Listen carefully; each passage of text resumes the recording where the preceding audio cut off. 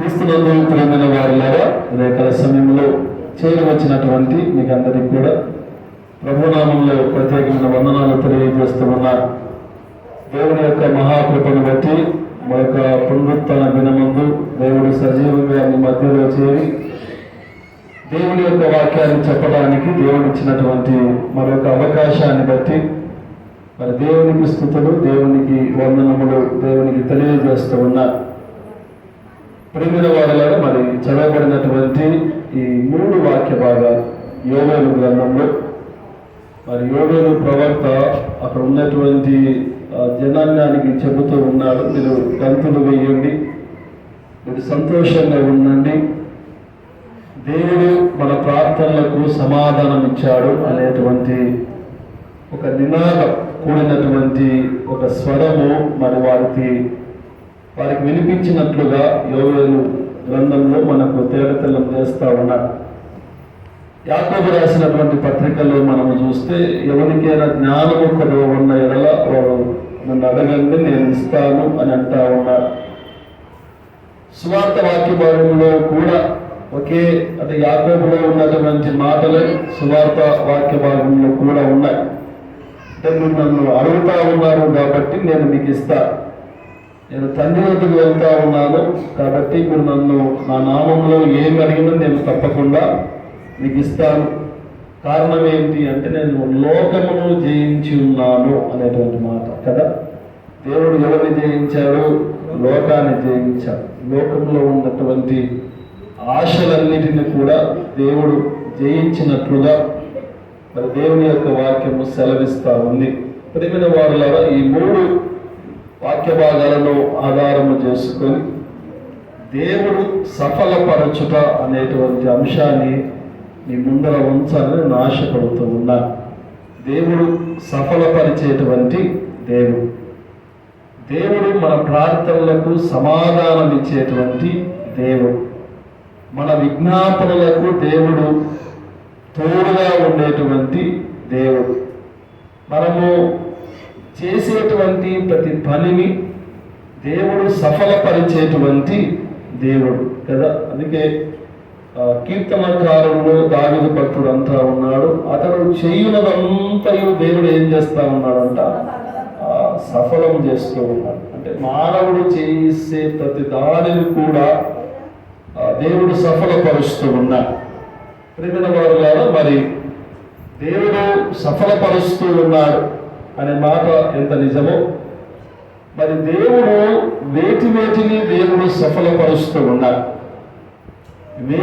దేవుడు సఫలపరుస్తూ ఉన్నారు అంటే వాటి ద్వారా మనం ఏమి నేర్చుకోవాలి అనేటువంటి విషయాన్ని వివేకాల సమయంలో ఒక 3 మాటలను మీ ముందర ఉంచి మరి వాక్యాన్ని ముగిస్తారు. అంటే దేవుడు వేటిని సఫలపరుస్తూ ఉన్నాడు అని మనం చూస్తే, మొట్టమొదటిగా దావీదు రాసినటువంటి కీర్తనల గ్రంథం 20వ కీర్తన 4వ వచనాన్ని మనము చదువుకుందాం. నీ కోరికను సిద్ధింపజేసి నీ ఆలోచన యావత్తును సఫలపరచునుగాక.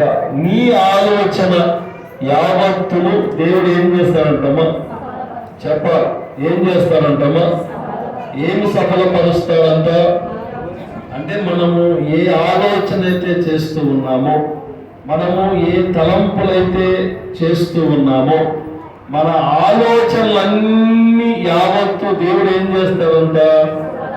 సఫలపరుస్తాడు కదా. ఈ ఆలోచనలో 2 రకాల ఆలోచనలు ఉంటాయి. ఒకటి మంచి ఆలోచనలు, 2 ఏమో వెలుగు ఉందంటే పక్కన ఏమున్నట్టు? దేవుడు ఉన్నాడంటే పక్కన ఎవరున్నట్టు? సాతాను ఉన్నట్టే కదా. మరి మంచి నీ ఆలోచన యావత్తు దేవుడు సఫలపరుస్తా ఉన్నాడు అని అంటే, మంచి ఆలోచనలు ఉన్నట్టు చెడు ఆలోచనలు కూడా ఉంటాయి. మరి దేవుడు మంచి ఆలోచనలు సఫలపరుస్తాడా, చెడ్డ ఆలోచనలు సఫలపరుస్తాడా? ఏమో చాలా మంది చెడ్డ ఆలోచనలు చేస్తూ ఉంటారు కదా, చెడ్డ తలంపులు వాళ్ళు చేస్తూ ఉంటారు. చెడ్డమైన ఆలోచనలు 24 గంటలు చేస్తూనే ఉంటారు. ప్రియమైన వారులారా, మరి పరిశుద్ధ గ్రంథంలో మనం చూస్తే మంచి ఆలోచనలు చేయడం ద్వారా దేవుడు ఏం చేశాడు, చెడ్డ ఆలోచనలు చేయడం ద్వారా దేవుడు ఏం చేశాడు, ఒక ఉదాహరణ మనం దేవుని యొక్క వాక్యంలో మనము చదువుకుందాం. మొట్టమొదటిగా మనము చూస్తే సమూయేలు 2వ గ్రంథము 7వ అధ్యాయము 12వ వచనాన్ని మనము చదువుకుందాం. సమూయేలు 2వ గ్రంథము 7వ అధ్యాయము 12వ వచనం. నీ దినములు సంపూర్ణమవునప్పుడు నీవు నీ పితరులతో కూడా నిద్రించిన తర్వాత నీ గర్భములో నుండి వచ్చిన నీ సంతతిని హెచ్చించి రాజ్యమును అతనికి స్థిరపరచదను. అతడు నా నామ ఘనత కొరకు ఒక మందిరము కట్టించును. అతని రాజ సింహాసనమును నేను నిత్యముగా స్థిరపరచదను. కదా, ఇక్కడ దావీదుకు ఒక ఆలోచన వచ్చింది. ఏంటి ఆలోచన? డబ్బు ఉంది, బలగం ఉంది, అధికారం ఉంది, 12 గోత్రాలకు రాజు కాబట్టి తను ఏమి చేయాలన్నా చేయటానికి అధికారం చేతిలో ఉంది. అటువంటి రాజుకు ఒక ఆలోచన వచ్చింది. ఏంటి అంటే దేవుని మందిరము కట్టాలి. ఏమో మంచి ఆలోచన, చెడు ఆలోచన కదా. చాలా మంది డబ్బులు దేవుని కొరకు ఇవ్వటానికి ముందుకు రారు. వేటి కొరకు కష్టపెడతారు, దాన్ని వేటి కొరకు డబ్బులన్నీ వ్యయం చేసుకుంటారు, అనవసరమైన ఖర్చులు పెట్టుకుంటారు. దేవుని కాడికి వచ్చేసరికి ప్రియమైన వారులాగా డబ్బులు తీయటానికి చేతులు ముందుకు రావు. దావీదు అన్ని కలిగి ఉన్నాడు, అన్ని కలిగి ఉంది. అతనికి ఆలోచన వచ్చింది. ఏంటి అంటే దేవుని మందిరం కట్టాలి. అంటే అప్పటి వరకు దేవుని మందిరం కట్టాలి అనేటువంటి ఆలోచన ఎవరికి రాలే. దేవుణ్ణి ఆదికాండంలో దేవుణ్ణి ఎలాగ ఆరాధించేవాళ్ళు అని అంటే బలిపీఠము కట్టి ఆ బలిపీఠము ద్వారా దేవుణ్ణి ఆరాధించేవాడు. నిర్గమకాండంలో చూస్తే పర్మశాలను కట్టి పర్మశాలల ద్వారా దేవుణ్ణి ఆరాధించేవారు. దేవుణ్ణి ఆరాధించటానికి ఒక పర్మనెంట్ ప్లేస్ అంటూ ఎక్కడా లేదు. మరి దావీదుకు దేవుడు మంచి ఆలోచన ఇచ్చారు. ఏంటి అంటే దేవుని కొరకు ఒక మందిరము కట్టాలి. మరి ఆలోచన దేవునికి తెలిసినప్పుడు దేవుడు చాలా సంతోషపడి దావీదుతో మాట్లాడుతూ ఉన్నారు. దావీదు, నీకు వచ్చినటువంటి ఆలోచన మంచిదే, కానీ నీ చేతులు రక్తంతో తడవబడ్డాయి. కారణం ఏంటి అంటే దావీదు కాలంలో జరిగినటువంటి యుద్ధాలు మరి ఏ రాజు కాలంలో జరగల. కాబట్టి దావీదు చేతులు రక్తంతో తడిచిపోయాయి కనుక రక్తంతో తడిచిపోయినటువంటి నీ చేతులతో నా మందిరము కట్టకూడదు. మరి ఎలాగ ప్రభువా అంటే నీ గర్భమున పుట్టినటువంటి నీ పిల్లల ద్వారా నా మందిరాన్ని నేను కట్టించుకుంటాను. దేవుని నామానికి మహిమ కలుగును గాక. ఆమేన్. నువ్వు కట్టాల్సిన అవసరం కాదు. నీకు దేవుడు మంచి ఆలోచన ఇచ్చాడు, కానీ నీ ఆలోచన యావత్తు నీ కుమారుని ద్వారా నేను ఏం చేస్తాను? సఫలపరుస్తాను. అంటే మంచి ఆలోచనలకు దేవుడు ఎప్పుడు కూడా తోడుగా ఉంటాడు. మంచి ఆలోచనలకు దేవుడు ఎప్పుడు నీడగా ఉంటాడు. మంచి ఆలోచనలకు దేవుడు ఎప్పుడు ప్రేమైన వారులాగా మనకు ఎప్పుడు ఎలాగ ఉంటాడు అంటే చాలా దగ్గరగా మనకు ఉంటాడు. ప్రేమైన వారులాగా చాలా మంది మంచి ఆలోచనలు చేస్తూ ఉంటారు, కానీ మన వాక్యం సెలవిస్తా ఉంది మన ఆలోచనలన్నీ కూడా వ్యర్థమే అని అంటారు దేవుడు. 94వ దావీదు కీర్తన 11వ వచనాన్ని మనము చదివితే అక్కడ మనుష్యుని యొక్క ఆలోచనలన్నీ కూడా వ్యర్థమే అని దావీదు భక్తి అంటారు. 94:11 నరుల ఆలోచనలు వ్యర్థమని యెహోవాకు తెలిసి ఉన్నది. నరుని ఆలోచనలు వ్యర్థం. మానవుని యొక్క ఆలోచనలన్నీ కూడా వ్యర్థమే, కానీ మంచి ఆలోచనలు మనం చేసినప్పుడు దానికి దేవుడు తోడుగా ఉంటాడు. చూడండి, సామెతల గ్రంథము 19వ అధ్యాయం, సామెతల గ్రంథము 19వ అధ్యాయం 21వ వచనాన్ని చదువుకుందాం. నరుని హృదయములలో ఆలోచనలు అనేకముగా పుట్టును, యెహోవా యొక్క తీర్మానమే. మనుషునికి ఆలోచన అనేకంగా వస్తాయి, కానీ దేవుని యొక్క తీర్మానమే స్థిరం. నీ ఆలోచనలు నా ఆలోచనలుగా, దేవుని ఆలోచనలు ఎప్పుడు స్థిరంగా ఉంటాయి. మనం దాని ప్రకారంగా మనము ముందుకు వెళ్ళాలి. ప్రేమైన వారి ద్వారా మంచి ఆలోచనలు చేస్తే దేవుడు తోడుగా ఉంటాడు కదా. మరి చెడు ఆలోచనలు చేస్తే ఏమవుతుంది అంటే దానికి రావాల్సినటువంటి శిక్ష కూడా మన మీదకి వస్తుంది కదా. చూడండి, ఎస్తేరు గ్రంథము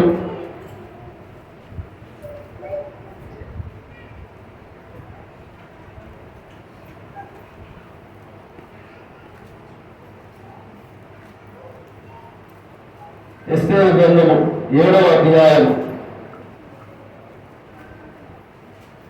ఎస్తేరు గ్రంథము 7వ అధ్యాయం 10వ వచనాన్ని మనము చదువుకుందాం. కాగా హామాను మొర్దెకైకి సిద్ధము చేసిన ఉరి కొయ్య మీద వారు అతనినే ఉరి తీసిరి. అప్పుడు రాజు యొక్క ఆగ్రహము చల్లారు. ఇక్కడ ఒక వ్యక్తి కొరకు ఉరికొయ్య ఏపించారు. ఎవరు ఆ వ్యక్తి? హామాను అనేటువంటి వ్యక్తి. ఎవరికి చేపించారు? మొర్దెకై అనేటువంటి ఒక వ్యక్తికి చేపించారు. ఏమి జరిగింది అనేది మనం తెలుసుకోవాలి అని అనుకుంటే మొదటి అధ్యాయంలో నుంచి కొన్ని మాటలు నేను చెబుతాను, చాలా జాగ్రత్తగా వినండి. అహర్వేషు అనేటువంటి రాజు ఉన్నారు. ఈ రాజు ఏం చేశారు అంటే, వినండి, తన రాజ్యంలో ఒక గొప్ప విందును చేయించారు. చాలా మంది రాజులు, మంత్రులు ఆ విందుకు వచ్చారు. మొదటి రోజు, 2వ రోజు, 3వ రోజు, ఇట్లా రోజు విందును చేసుకుంటా ఉన్నారు. 7వ రోజు వచ్చేసరికి కొంతమంది రాజులు ఈ అహర్వేషు అనేటువంటి రాజు దగ్గరికి పోయి, అయ్యా, నీ భార్య వస్తీ అనేటువంటి అమ్మాయి చాలా సౌందర్యవతి, కాబట్టి మాకు ద్రాక్షరసం ఇచ్చి మనం ఏ రీతిగా సంతోషపరుస్తూ ఉన్నామో నీ భార్య యొక్క అందాలు మేము చూడాలి అని ఆశపడ్డారు ఆ విందుకు వచ్చినటువంటి రాజులందరూ కూడా. మరి రాజులు, ఈ అహర్వేషులు రాజును అడగగానే రాజు కూడా ఏమన్నారా, నా భార్య నేను మీకు ఎట్లా చూపిస్తాను, నా భార్య నాకే సొంతము కదా అని అనాల్సింది పోయి 6 మంది నపుంసకులను పిలిపించి వస్తీని సభలోనికి తీసుకొని రండి, వస్తీ యొక్క అందచందాలు మిగతా వాళ్ళందరూ చూడాలి అని రాజు ఆజ్ఞ ఇచ్చారు.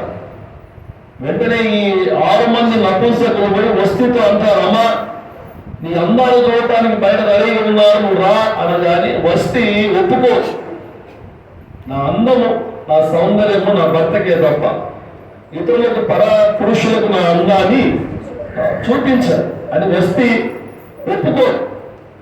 ఒప్పుకోకపోతే ఈ రాజు ఆగ్రహించి ఏం చేస్తారు అని అంటే రాణిగా వస్తిని తీసివేస్తారు. ఇప్పుడు రాజుకి ఎవరు కావాలా? రాణి కావాలా. ప్రకటన చేస్తే చాలా మంది అందంగా తయారయ్యి రాజు దగ్గర నిలబడతారు. కానీ యూదుల తరపున ఒక ఎస్తేరు మాత్రము ఏ అలంకరణ లేకుండా మామూలుగా వచ్చి నిలవబడతారు. ఆ రాజు అందరిని చూస్తా ఉన్నాడు, ఎవరు నచ్చడంలే. ఎస్తేరు ఏ ఆభరణాలు లేవు, ఏ అందము లేవు.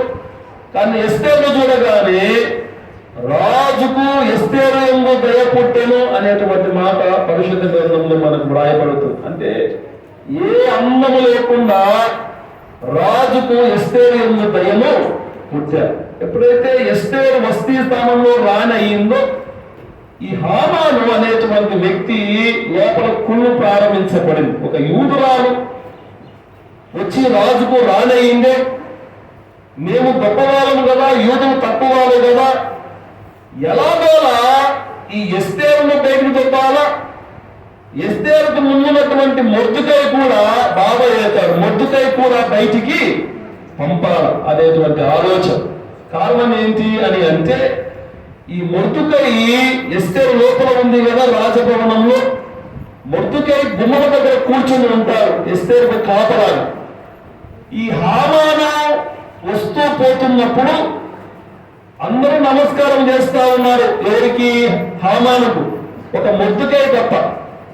మొర్దుకై ఎందుకు నమస్కారం చేయడం లేదు అని అంటే, ఒక యూదుడు దేవుడికి తప్ప ఎవరికి నమస్కారం చేయకూడదు, అది పాపం. పైన ఆకాశం అందే గాని, కింద భూమి అందే గాని, భూమి కింద నీళ్ళ అందే గాని దేని రూపమునైనను నువ్వు లక్ష్యం చేసుకోకూడదు, వాటికి పూజింపకూడదు, వాటికి సాగిలపడవు. దేవుడి యొక్క ఆజ్ఞ. యూదులు దేనికి నమస్కారం చేయకూడదు, ఒక దేవుడికి తప్ప. మనం కూడా యూదుల లాంటిగా బ్రతకాలి. ప్రియమైన వారి ద్వారా ఈ లోకంలో మనం ఎవరికి నమస్కారం చేయాలి అంటే, ఒక దేవునికి, ఒక తల్లిదండ్రులకు తప్ప ఎవరికి నమస్కారం చేసినా విగ్రహారాధనే. దేవుని యొక్క వాక్యం సెలవిస్తాము. చిన్నప్పుడు మాకు తెలియక ఏదో పండగ వచ్చేది. ఆ పండగకు ఆకులు పీకి ఆకులు ఇచ్చి కాలు ముక్కుతా ఉంటే డబ్బులు ఇచ్చా ఉండాలి కదా. ఎన్ని ఆకులు ఇచ్చి ఎన్ని కాలు ముక్తి అన్ని డబ్బులు మా జోలికి వచ్చేది. అప్పుడు తెలియని తనం. కానీ దేవుని యొక్క వాక్యం సెలవిస్తావు, నువ్వు డబ్బుల కోసం వాళ్ళ కాలు వీళ్ళ కాలు పట్టాల్సిన అవసరము లేదు. నువ్వు ఎలాగ బ్రతకాలా? నువ్వు రోషము కలిగి బ్రతకాలి.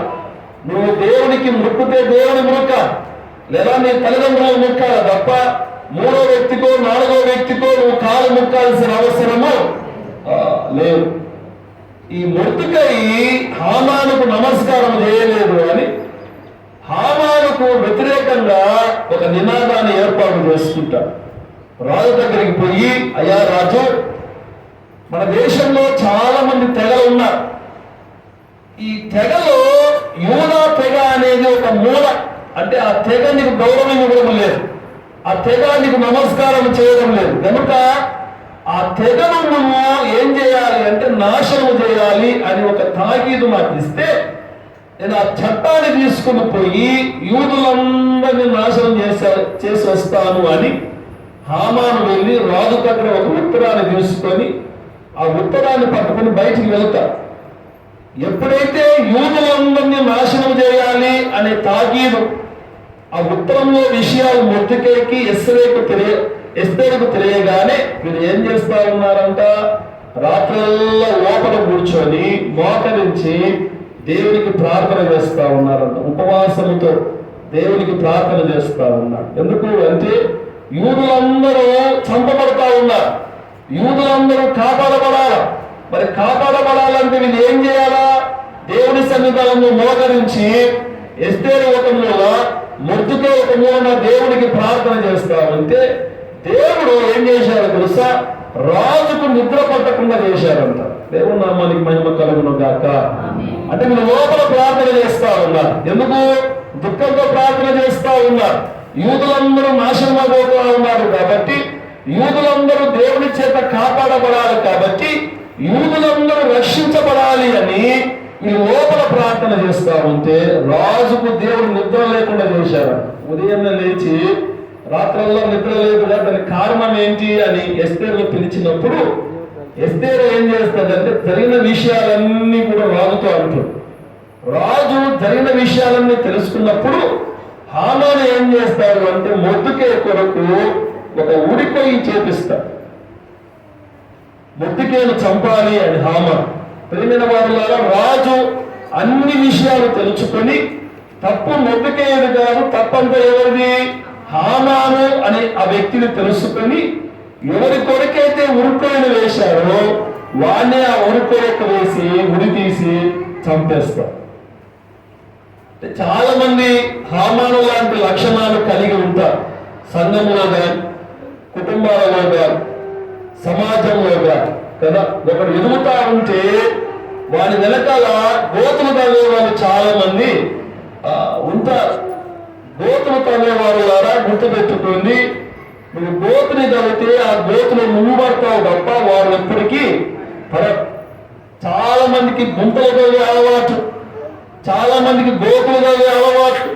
ఒకరు పైకి వస్తా ఉన్నారు అంటే వానికి గుండెలు అవుతా ఉంటారు. ఒకరు మంచిగా ఉన్నాడు అంటే వాని కింద ఏం తవ్వుతా ఉంటారు. ఎవరు తవ్విన గోతులు వాడే పడతాడు. దేవుడు చెప్పినటువంటి వాక్యము. కాబట్టి నువ్వు గుంటలు తవ్వడం కంటే వారిని దేవుడు ఎలాగ దీవించాడో కనుక్కొని నువ్వు కూడా వానిలాగా బ్రతికి నువ్వు కూడా దేవుని ద్వారా ఆశీర్వాదాలు పొందుకోవటానికి ప్రయత్నం చేయాలి తప్ప వాడు ముందుకు వెళ్తా ఉన్నాడు అని వాని గోతులు తవ్వి గోతులు వేయాలనుకుంటే ఆ గోతులు నువ్వే పడతావు. జాగ్రత్త అనేటువంటి విషయాన్ని మరి దేవుడు జ్ఞాపకం చేస్తూ ఉన్నారు.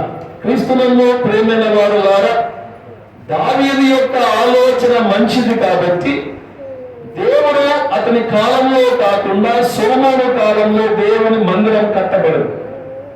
హామాను యొక్క ఆలోచన మంచిది కాదు కాబట్టి హామాను తీసినటువంటి ఉరికొయ్యకి హామానే తగిలి చనిపోయినట్లుగా వాక్యము సెలవిస్తా ఉంది. ప్రియమైన దేవుని బిడ్డలారా, దేవుడు ఏ ఆలోచనను సఫలం చేస్తాడు అని అంటే మంచి ఆలోచనలు చేస్తే నీ మంచి ఆలోచనలన్నీ కూడా దేవుడు సఫలము చేస్తాడు అనేటువంటి విషయాన్ని మరి దేవుడు జ్ఞాపకం చేస్తూ ఉన్నారు. అది మొట్టమొదటిగా నువ్వు నేను జ్ఞాపకం చేసుకోవాలి. మనము మంచి ఆలోచనలు చేయాలి తప్ప చెడ్డ ఆలోచనలు మనం ఎప్పుడూ చేయకూడదు. అది ఒకటోదిగా జ్ఞాపకం చేసుకోవాలి. రెండవదిగా దేవుడు ఎవరిని సఫలం చేస్తాడో దావీదు రాసినటువంటి కీర్తనల గ్రంథం 21వ దావీదు కీర్తన మొదటి 2 వచనాలను చదువుకున్నాం. యెహోవా రాజు నీ బలము బట్టి సంతోషించుచున్నాడు, నీ రక్షణను బట్టి అతడు ఎంతో హర్షించుచున్నాడు. అతని మనోభీష్టము నీవు సఫలము చేయుచున్నావు. అతని పెదవుల్లో నుండి వచ్చిన ప్రార్థన నీవు మానక అంగీకరించు. అతని మనోభీష్టము నువ్వు ఏం చేస్తా ఉన్నావంట? సఫలము చేస్తా ఉన్నావు. అతని మనోభీష్టము అంటే అర్థం ఏంటి అంటే హృదయవాంఛ అనేటువంటి అర్థం. అంటే హృదయవాంఛ అంటే అర్థం ఏంటి అంటే హృదయంలో ఉన్నటువంటి కోరికను దేవుడు ఏం చేస్తారంటమ్మా? నీ హృదయంలో ఏ కోరిక అయితే ఉందో ఆ కోరిక దేవుడు సఫలము చేస్తాడు కదా. దీంట్లో కూడా నువ్వు మంచి కోరికలు కోరితే సఫలం చేస్తాడు, చెడ్డ కోరికలు కోరితే నీ మీదకి ఏమొస్తుంది? దేవుని యొక్క ఉగ్రత వస్తుంది కదా. ప్రేమిన వారులారా, హన్న యొక్క హృదయవాంఛ కోరిక ఏంటి అని అంటే ఏంటమ్మా? కుమారుడు పుట్టాలా.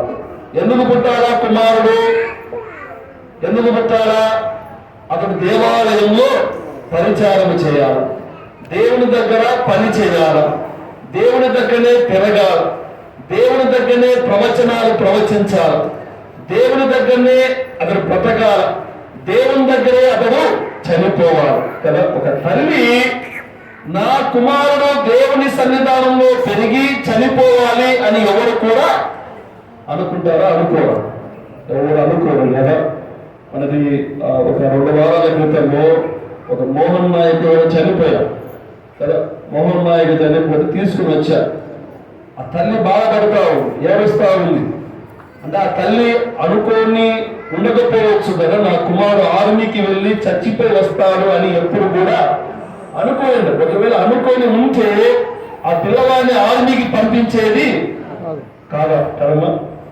అంటే పిల్లోడు చచ్చిపోతాడు అని తెలిసి ఏ తల్లి కూడా పిల్లోని ప్రమాదంలో పెట్టదు. కానీ నీవు నాకు కుమారుని అనుగ్రహిస్తే ఆ కుమారుడు నీ మందిరంలోనే పెరగాల, నీ మందిరంలోనే ఉండాలి, నీ మందిరంలోనే సేవ చేయాలి, నీ మందిరంలోనే చనిపోవాలి అనేటువంటి కోరిక ఎటువంటి కోరిక? మంచి కోరిక. అది హృదయంలో ఉన్నటువంటి కోరినటువంటి కోరిక ఎటువంటి కోరిక అంటే మంచి కోరిక. హన్నా కోరినటువంటి కోరిక మంచిది కాబట్టి దేవుడు విని ఆమెకు సమూయేలు లాంటి ఒక గర్భఫలాన్ని దేవుడు ఆమెకు ఇచ్చాడు. ప్రియమైన వారులారా, నీ హృదయ కోరిక ఎలాగ ఉంది? మంచిగా ఉందా, చెడుగా ఉందా? ఆహాబు అనేటువంటి ఒక రాజు తన హృదయంలో కోరిక ఏంటి? ఆ కోరిక తన చుట్టూ పొలాలు ఉన్నాయి, అన్ని పొలాలతో సంతోషపడలే. నాబాలు అనేటువంటి ఒక పొలాన్ని చూసి తన హృదయంలో ఏం పుట్టిందంట? కోరిక పుట్టింది. కోరిక పుట్టి నాబాలు యొక్క పొలం కావాలి అని అతని కోరిక పుట్టినందున ఏం జరిగింది అంటే నాబాలు చనిపోయాడు. నాబాలుతో పాటు ఆహాబు రాజు కూడా చనిపోయాడు కదా. ఆ కోరిక పుట్టకపోయి ఉంటే నాబాలు ఉండేవాడు, ఆహాబు రాజు కూడా ఉండేవాడు. నీవు ఒకవేళ నీ హృదయంలో కోరిక, చెడ్డ కోరికలు ఉంటే దేవుని సన్నిధానంలో వాటిని నువ్వు వదిలిపెట్టు. నువ్వు దేవుని కొరకు మంచి కోరికలు నువ్వు కోరినట్లయితే తప్పకుండా నీ కోరిక యావత్తును దేవుడు ఏం చేస్తాడంటావా? సఫలం చేస్తాడు కదా. ఒకటి, దేవుడు దేన్ని సఫలం చేస్తాడు అని అంటే మంచి ఆలోచనలు దేవుడు సఫలం చేస్తాడు. రెండవది, మంచి కోరికలను దేవుడు సఫలము చేస్తాడు. మూడవది, మంచి ప్రయత్నాన్ని దేవుడు ఏం చేస్తాడు అంటే సఫలము చేస్తాడు. మంచి ప్రయత్నం ఏంటి? మంచి ప్రయత్నము బబులోను రాజు కాలంలో యెరూషలేము దేవాలయం పడగొట్టబడి, యెరూషలేము దేవాలయం పడగొట్టబడి ప్రాకారాలన్నీ కూల్చివేయబడ్డాయి. మరి దేవునికి ప్రార్థన చేయడానికి స్థలం లేదు కదా. మరి ప్రజలందరూ దేవుని మందిరం కొరకు కనిపెట్టుకోవాలి, దేవుని కొరకు కనిపెట్టుకోవాలి. కానీ ప్రజలు ఎలా ఉన్నారు అంటే తింటా ఉన్నారు, తాగుతా ఉన్నారు, కూర్చుంటా ఉన్నారు, పడుకుంటా ఉన్నారు, లేస్తా ఉన్నారు, తిరుగుతా ఉన్నారు. ఇవన్నీ చూసినటువంటి నెహమ్యా ప్రజల మీద తిరుగుబాటు చేశాడు. ఏంటిది అంటే దేవుని మందిరము పడగొట్టబడితే మీరు ఎలాగ తింటా ఉన్నారు? దేవుని మందిరము ప్రాకారాలు కూర్చబడి ఉంటే మీకు ఎలాగ నిద్ర వస్తా ఉంది? లేండి, అందరూ లేచి ప్రాకారాలు పడగొట్టబడినటువంటి ప్రాకారాలను తిరిగి మనమే కట్టుకుందాం. ఒక ప్రయత్నం నెహెమ్యా ఎజ్రా కాలంలో పడగొట్టబడినటువంటి యెరూషలేము దేవాలయం కొరకు ఒక ప్రయత్నం చేయడం ద్వారా తిరిగి ప్రియమైన వారులారా పడగొట్టబడినటువంటి యెరూషలేము ప్రాకారాలు, పడగొట్టబడినటువంటి యెరూషలేము దేవాలయం మరలా కట్టబడటము ప్రారంభం చేయబడింది. దేవుని నామానికి మహిమ కలుగును గాక. ఆమేన్. దేవాలయానికి ఎవరైతే ప్రిపరేషన్ ఇస్తారు, దేవుని యొక్క ఆలయానికి ఎవరైతే ప్రాధాన్యత ఇస్తారు, దేవుని మందిరానికి ఎవరైతే విలువ ఇస్తారో దేవుడు వారి కుటుంబాలను కాచి కాపాడుతారు. ప్రియమైన వారులారా, నెహెమ్యా అదే అంటా ఉన్నాడు. ప్రాకారాలు కూల్చివేయబడ్డాయి, యెరూషలేము మందిరం కూల్చివేయబడింది. మీరు ఇందులో ఏం చేస్తా ఉన్నారు? తింటా ఉన్నారు, తాగుతా ఉన్నారు. అది మీకు ఆశీర్వాదమా? కాదు. మీకు ఎప్పుడు ఆశీర్వాదము అంటే తిరిగి మందిరము కట్టబడాలా, కూర్చబడినటువంటి ప్రాకారాలు తిరిగి లేపబడాలా, దేవాలయంలో మందిరంలో ప్రార్థనలు జరిగితేనే మీ కుటుంబాలు దీవించబడతాయి అని నెహెమ్యా ఎజ్రా వారిని ప్రజలందరినీ ఉసిగొలిపి దేవుని యొక్క వాక్యం చెప్పిన తర్వాత వాళ్ళందరూ కూడా మరి భోజనాలు మానుకొని, ఆహారాలు మానుకొని, నీళ్లను మానుకొని, పనులన్నీ మానుకొని, అన్ని మానుకొని ఉపవాసముతో వచ్చి దేవాలయపు పనులను వాళ్ళు చేయడము ప్రారంభం చేశారు. ఎప్పుడైతే దేవాలయం పనులను వాళ్ళు చేయడం ప్రారంభం చేశారో దాదాపుగా 4.5 సంవత్సరాల వర్షాలు ఆ కాలం ఎజ్రా నెహెమ్యా కాలంలో దేవాలయంలో ఎప్పుడైతే పని చేయడం ప్రారంభం చేశారో దేవుడు ఆకాశ ద్వారాలు విప్పి ప్రియమైన వారి ద్వారా వర్షాలను కురిపించినట్లుగా వాక్యము సెలవిస్తా ఉంది. క్రీస్తునందు ప్రియమైన వారి ద్వారా దేవుని యొక్క వాక్యం వింటున్నటువంటి మనమందరము కూడా నువ్వు దేవునికి ఎంత విలువ ఇస్తావో నీకు దేవుడు అంత విలువ ఇస్తావు. దేవుని మందిరానికి నువ్వు ఎంత విలువ ఇస్తావో నీ కుటుంబానికి దేవుడు అంత విలువనిస్తాడు. దేవుని యొక్క ఆరాధనకు ఎంత ప్రాముఖ్యత ఇస్తావో నీ కుటుంబంలో ఉన్నటువంటి పిల్లలకు దేవుడు అంత ప్రాముఖ్యత ఇస్తాడు. నువ్వు దేవుణ్ణి ఎంత అందంగా, మందిరాన్ని ఎంత అందంగా చూసుకుంటావో దేవుడు నీ కుటుంబాన్ని అంత అందంగా దేవుడు చూసుకుంటాడు. నువ్వు దేవుని మందిరాన్ని నిర్లక్ష్యం చేస్తే దేవుడు నీ కుటుంబాన్ని కూడా నిర్లక్ష్యము చేస్తాడు. జాగ్రత్త అని వాక్యము సెలవిస్తా ఉంది. ఎందుకంటే వారి ద్వారా మంచి ప్రయత్నము యెహోవా చేశాడు ఆ కాలంలో. కాబట్టి ఆ ప్రయత్నంని దేవుడు ఏం చేశాడు అంటే సఫలం చేశాడు. నువ్వు కూడా నీ ప్రయత్నంని దేవుడు సఫలం చేయాలి అని అంటే నువ్వు దేవుని కొరకు కష్టపడాలా, మందిరం కొరకు కష్టపడాలా, దేవుని యొక్క సేవ కొరకు కష్టపడాలా, మందిరము శుభ్రం చేయడానికి కష్టపడాలా, దేవుని యొక్క ఆరాధన విషయంలో నువ్వు కష్టపడాలా, వాక్యం అనేటువంటి విషయంలో నువ్వు ఆత్రత కలిగి ముందుకు రావాలా. ఎప్పుడైతే నువ్వు అన్ని చేయగలుగుతావో దేవుడు తన ఆశీర్వాదాలు నీ మీదకి, నీ కుటుంబాల మీదకి దేవుడు ఉండటానికి దేవుడు సిద్ధంగా ఉన్నాడు. కాబట్టి ఉదయకాల సమయంలో మన ఆలోచనలు దేవుడు సఫలపరుస్తాడు కదమ్మా. రెండవది, మన హృదయ వాంఛలను, కోరికలను దేవుడు సఫలపరుస్తాడు. మూడవది, మనం చేసేటువంటి ప్రతి ప్రయత్నాన్ని దేవుడు సఫలం చేస్తాడు. కాబట్టి మనము ఉదయకాల సమయంలో దేవుని చేత మనమందరము సఫలం చేయబడి దేవుడి ద్వారా నూతన ఆశీర్వాదాలు మీరందరూ పొందుకొని సంతోషంగా ఉండాలని ప్రభు పేరు నన్ను మనవి చేస్తూ కృప పరిశుద్ధాత్మ దేవుడు మనకు, మన కుటుంబాలకు, మన సంఘానికి అనుగ్రహించును గాక. ఆమేన్.